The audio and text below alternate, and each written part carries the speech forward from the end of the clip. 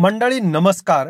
महाराष्ट्राच्या राजकारणातून अतिशय महत्त्वाची एक बातमी, ज्या बातमीने ठाकरेंच्या सेनेचं पुन्हा एकदा कशा पद्धतीने वर्चस्व वाढत आहे हे ज्या बातमीमधून आपल्याला बघायला मिळणार आहे. मंडळी जय महाराष्ट्र. महाराष्ट्राच्या राजकारणामध्ये आपण गेल्या 3 वर्षापूर्वी जे फोडाफोडीचं राजकारण बघितलं आणि या राजकारणातून आता उद्धव ठाकरे यांच्यासोबत कोणीही राहणार नाही अशी ज्यांना शंका आणि पूर्ण विश्वास वाटत होता, त्या भारतीय जनता पक्ष आणि शिंदे गटासाठी ही चांगलीच एक धक्कादायक बातमी समोर आलेली आहे. महाराष्ट्रामध्ये उद्धव ठाकरे हे एक नाव घेतल्याशिवाय कोणत्याही राजकारणाचं सध्या तरी राजकारण पुढे जाताना दिसत नाही, असा वारंवार राजकीय चर्चा वर्तुळामध्ये रंगत आहे. भारतीय जनता पक्षाचे ज्या जिल्ह्यामध्ये चांगली पकड आहे, ज्यामध्ये शिंदेंची जास्त पकड आहे आणि 4 मंत्री, 2 खासदार आणि तब्बल 8 आमदार हे उद्धव ठाकरेंच्या विरोधात असताना सुद्धा ठाकरेंनी कशा प्रकारे बाजी मारलेली आहे.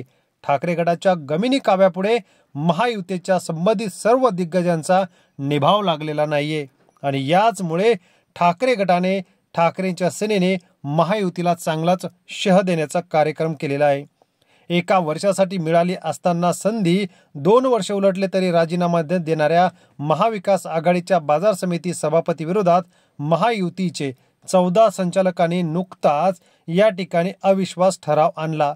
मात्र या ठिकाणी प्रत्यक्षात सभापती पद आपल्याकडे खेचून आणण्यामध्ये ठाकरेंच्या शिवसेनेला मोठं यश या ठिकाणी आलेलं आहे. जळगाव कृषी उत्पन्न बाजार समिती अतिशय महत्त्व या निवडणुकीच्या दृष्टीने पाहिलं जातं. या ठिकाणी सभापती कोण होणार, उपसभापती कोण होणार, महायुतीने सर्व तयारी केली होती. मात्र ऐनवेळी सभापतीसाठी या ठिकाणी निवडणुकीमध्ये 17 पैकी तब्बल 15 संचालकांनी ठाकरे गटाचे आणि ठाकरे सेनेचे उमेदवार सुनील महाजन यांना मत दिल्यामुळे या ठिकाणी महायुतीच्या मनसुब्यावरती चांगलंच पाणी फिरलेलं आहे. या ठिकाणी 15 ज्या संचालकांनी मतदान दिलेलं आहे ते सुनील महाजन यांचे अतिशय विश्वासू जवळचे आहेत.